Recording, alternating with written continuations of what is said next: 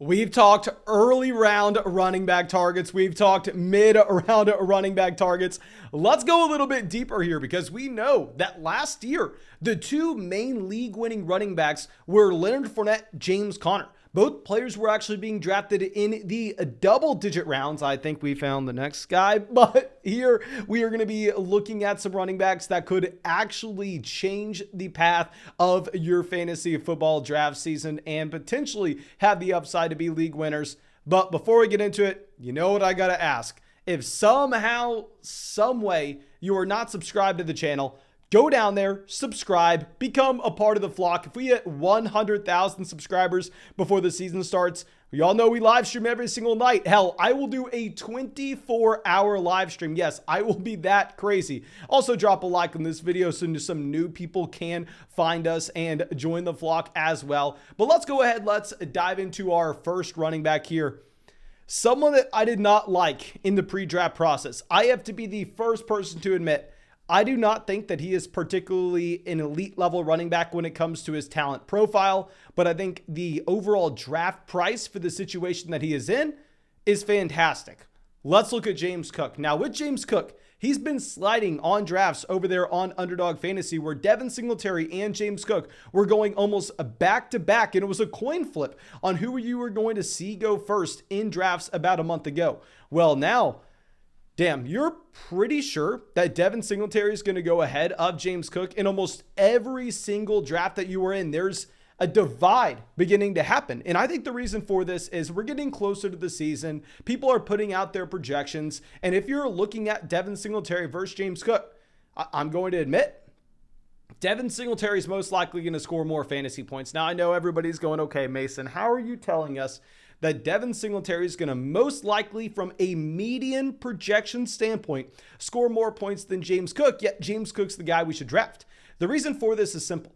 We are not looking at median projections to win our fantasy football leagues. We are not looking at the most likely outcome. You need to be looking at the range of outcomes to try to identify those players that if they hit their second, third, fourth, fifth percentile outcome, they could turn into those truly league winning running backs. And James Cook could do just that. Because we saw Devin Singletary last year. From a per route run standpoint, he was one of the worst running backs in the NFL with the efficiency in the receiving game. We saw the Buffalo Bills do everything they could to address the need for a pass catching running back this offseason by going out there. And remember, we thought they were signing J.D. McKissic. We thought J.D. McKissic to Buffalo was a done deal. When they didn't get J.D. McKissic, hell, they look around, they go, okay, well, there are no free agent pass catchers that we can grab. Let's quote unquote overpay for one of the better pass catching running backs in this year's NFL draft. Let's go overpay for James Cook. And with James Cook, we should assume that he is going to be that passing down running back over Devin Singletary this upcoming season, as Devin Singletary really hasn't shown us the ability to be an efficient pass catcher through 3-4 years in the NFL. The man was drafted in 2019. And with this Buffalo Bills offense, we know the most important thing to have is the passing down role. This is not a team that wants to run the ball repeatedly. This is not a team that's trying to run, pass. No, this is a coaching staff that's going to stay creative. They have Josh Allen, and what they don't have are a lot of the wide receivers that were on this roster last year. They're missing out on Emmanuel Sanders. They're missing out on Cole Beasley. Like we said, they clearly didn't like what they had from Devin Singletary, the pass catcher. So if they're bringing in James Cook, hell, he is going to have the more valuable role in this offense. And you're drafting James Cook right now on Underdog Fantasy as the running back 35. You're getting him in round 10. And this is a player that I think is almost going to have that floor, especially knowing that he can possibly slide outside. He can possibly slide into the slot, depending on the packages that this offense wants to run with. And this is all just about his passing down role. But where does that truly elite level ceiling lie? The true elite level ceiling in fantasy football comes from the backfields where we don't exactly know what's going to happen. Remember what we said at the beginning of the video. Who were the running backs that won fantasy football drafts last year? James Conner, Leonard Fournette. What was special about those players, or what did they have in common? These were two running backs that were in uncertain backfields.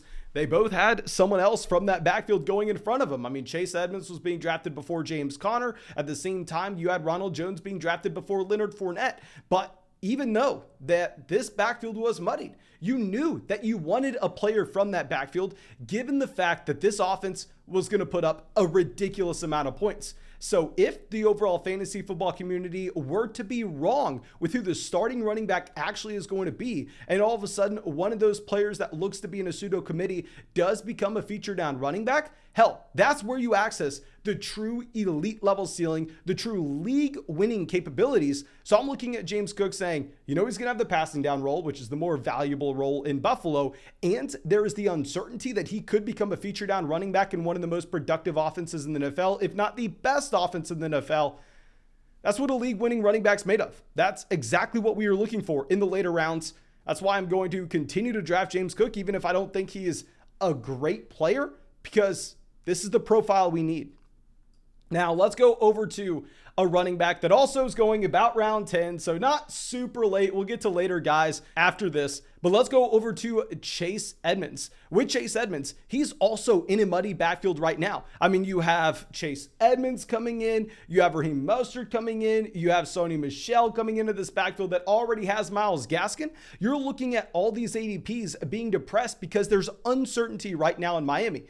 Now, personally, I'm looking at Chase Edmonds and I'm saying, I don't understand where the uncertainty is. This is a running back that got the contract. If you look at Chase Edmonds' contract compared to a Raheem Mostert, compared to Sony freaking Michel, Chase Edmonds is 100% the starting running back here. This is a running back that increases role every single year over the past 3 years in Arizona. He was in 2019 averaging 4.5 carries a game. In 2020, 6 carries a game. In 2021, almost 10 carries a game, but that's not what makes Chase Edmonds exciting. No, it's not what makes Chase Edmonds exciting at all. What's exciting is the usage as a pass catcher in this backfield. You have Chase Edmonds in back-to-back seasons accounting for, on average, about 12% of the passing attempts on a per game basis in this Arizona Cardinals backfield. So we can safely say that if you compare Chase Edmonds to Raheem Mostert, who, for the love of God, please get this through your head right now. Raheem Mostert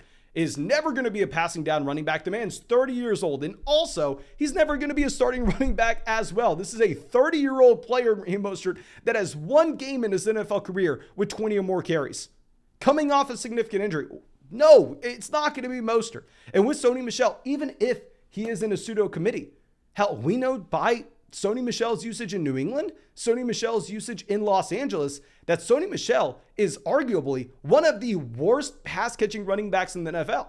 So with Chase Edmonds, you're looking at a player that has the guaranteed passing down role in Miami. So that gives him a floor. When we look at Underdog Fantasy, see him being drafted as the running back 36, that tells us, hell, this is probably the price point that we need to be going after. And on top of this, we know that Edmonds has flashed the ability to handle a large workload. Now, I understand that we just got done talking about the fact that Raheem Mostert's only had one game with 20 or more carries throughout his entire career, and the man's 30. Chase Edmonds is not much better than that. Now, what I would argue is saying, hell, Chase Edmonds is only 26. He'll be 26 this entire season, so it's comparing a little bit of apples to oranges. But what I would also say is when Chase Edmonds has been given the opportunity to be the starting running back in this backfield, hell, he's succeeded. I mean, we saw in 2020, this was a running back that had one start, and sadly only one start, and that was against the Miami Dolphins. And going up against Miami in a game that they lost, maybe this is why the Miami Dolphins signed him, Chase Edmonds had 25 carries in that environment. We've seen that before with Chase Edmonds going back to 2019. Chase Edmonds has a game with 27 carries. The game log in 2019's laughable. The per game statistics are so skewed by the one game where Edmonds had 27 carries, 126 rushing yards, and 3 rushing touchdowns. Now, am I expecting Chase Edmonds to average over 20 rushing attempts a game this upcoming season? Of course not. I'm not expecting him to turn into prime Ezekiel Elliott. I'm not expecting him to turn into prime Dalvin Cook, prime Derrick Henry. No. What I'm expecting is I'm expecting a passing down running back that has upside to handle about 12, 13, 14 carries a game. And if you have that workload, that almost automatically makes you a top 24 running back. And when you're getting this player outside of the top 10 rounds, it's free money free money. Please go draft James Cook. Go draft Chase Edmonds. And if you don't know where to draft them, go draft them on Underdog Fantasy, the best place by a mile to draft your fantasy football teams this upcoming season. I'm almost 300 drafts deep, which is crazy to say at this point. I know y'all have seen us drafting on Underdog Fantasy every single day on the live stream. You can draft with us. Just go sign up and use promo code FLOCK, and they will match your first deposit dollar for dollar up to 100. You'll get our 2022 rankings, our dynasty rankings, our dynasty rookie rankings. You will support this channel. Make sure you go take advantage of that right now, ASAP. But let's move on to our next running back. Let's go over to someone that's going to be a lot cheaper and talk about Michael Carter Jr. Now, yes, I know that we already have the people down there in the comment section going, Mason, how the hell are you going to tell us to draft Michael Carter Jr.? I mean, you just got done telling us that Breece Hall is the 3-down player. You just spent all offseason on that Dynasty Fantasy Football channel telling us that Michael Carter Jr. was a sell-high candidate. Yes, but the price point was completely different.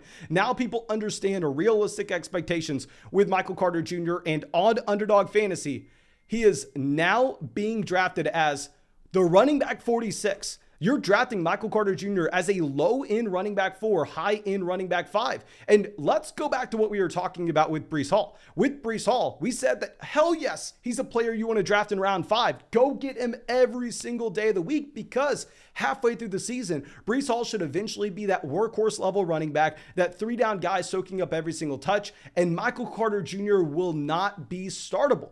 But Michael Carter Jr. will have a role as a receiving running back at the very beginning of this season. If you have a 0 RB build, there's an outside chance that Michael Carter Jr. is able to slide in for you in weeks 1, 2, 3, and 4. And then after that, Michael Carter Jr. transitions over to be a primary handcuffed running back that you see guys like Alexander Madison. You'll see a Tony Pollard going very early in these drafts. Like Tony Pollard right now is going as the running back, 28 compared to Michael Carter Jr. as the running back 46. I'm not seeing a massive difference between these two players outside of Tony Pollard having that pass catching role where he's going to be a pseudo committee player with Ezekiel Elliott from week 1 through 17. And he's a premium handcuff running back compared to Michael Carter Jr. having that same role probably weeks 1 through 6. And then he's a primary handcuff running back. I'm willing to take the uncertainty in this New York Jets backfield. I'm willing to draft both Breece Hall and Michael Carter Jr., preferably not on the same team,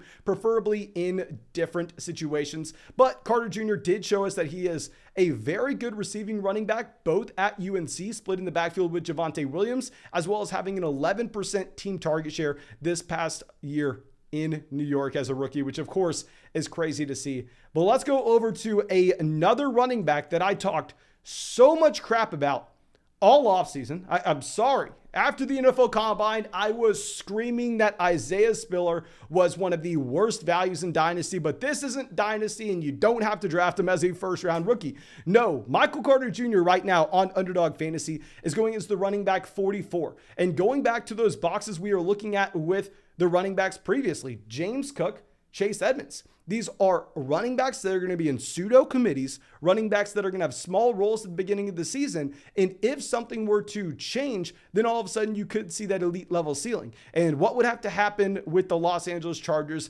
is 100%, yes, you would need that injury to Austin Eckler. You're never in a million years going to see Isaiah Spiller come out here and take that job from Eckler or even get half the work. No, I think Isaiah Spiller will be a committee running back. And I know a lot of people will say, Mason, how the hell is he going to be a committee running back? He's playing alongside one of the best running backs in the NFL. My argument to that would be, hell, if you go through and if you look at Austin Eckler in terms of his carries per game, Austin Eckler over the past 3 years has averaged 42% of the carries on a per game basis here in Los Angeles. So if you assume that, hell, Austin Eckler is going to be about 40 to 50% of this team's carries per game, which has been what he is historically, Isaiah Spiller will have a role. Now, if we're looking at Isaiah Spiller, he was a very good passing down running back at Texas A&M. The man went out at 18 years old as a true freshman, had 29 receptions at A&M. And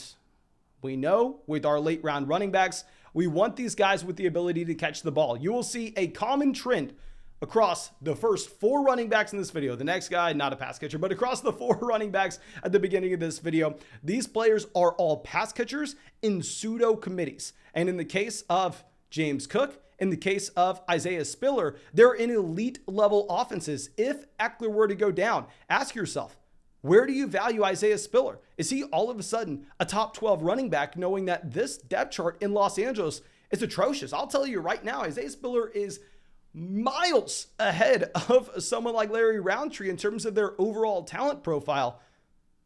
In best ball in particular, I love taking Isaiah Spiller here, and that this is a running back that could randomly spike into your starting lineup if he just falls into the end zone, where there should be so many red zone opportunities in Los Angeles. Now let's go to our last running back in this video. Let's go over to another rookie here. Let's talk about Tyrion Davis-Price. Now with Tyrion Davis-Price, the first thing I want to say is every year there is uncertainty with who the starting running back is going to be in San Francisco. We always know the motto. We always know the fantasy football stereotype of drafting the cheapest running back in New England.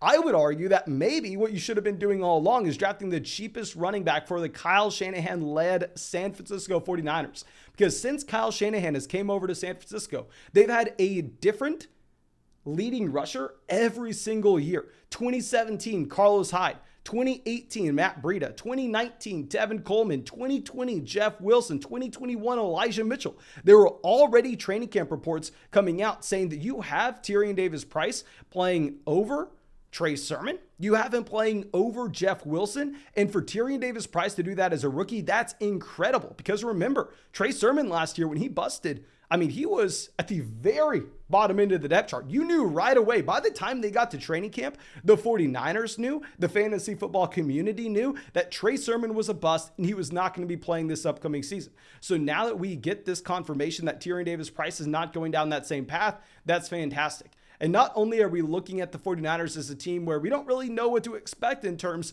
of who their starting running back is, we're looking at this as a team that most likely will be top 5 in the NFL with their rush percentage. If we look at over the past 3 years, the run heaviest teams in the NFL have been the Baltimore Ravens, the Tennessee Titans, and the San Francisco 49ers if we account for game neutral environments. So looking at the 49ers and Kyle Shanahan as a team that wants to run the ball, you know that, hell, Elijah Mitchell was used in a committee last season. Even when they had another running back going down in that backfield, they had to transition Deebo Samuel over to taking some of this workload.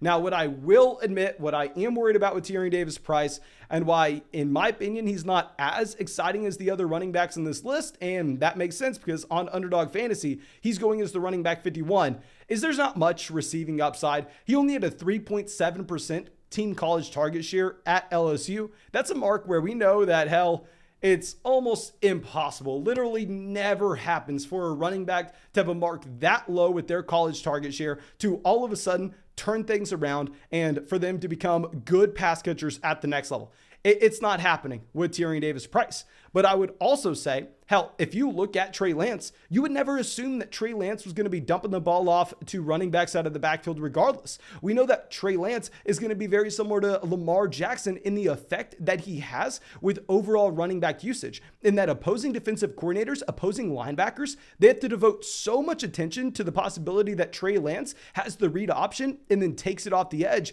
that they have to freeze. They have to stay back. And that is going to allow those running backs to rack up very efficient touches in Baltimore. J.K. Dobbins led the NFL in yards per carry his rookie season. Gus Edwards was top 10 in the NFL in yards per carry that same year as well. I don't think that J.K. Dobbins is the best running back in the NFL. I don't think Gus Edwards is a top 10 guy either. That's the effect of a rushing quarterback. But there is a downside of that. We have to remember the downside is those quarterbacks, when the pocket collapses, they're not Drew Brees. They're not Phillip Rivers. They don't have to just dump it off to the running back and pray that they don't get sacked. No, they can escape. They don't have to just hit Alvin Kamara, hit Austin Eckler out on a 3-yard gain. They can go and they can pick up the first down themselves. So we are already assuming that a running back that's going to be successful with Trey Lance should do so by being an efficient runner on first and second down and not rely on the receiving role to begin with. So maybe you make the argument because of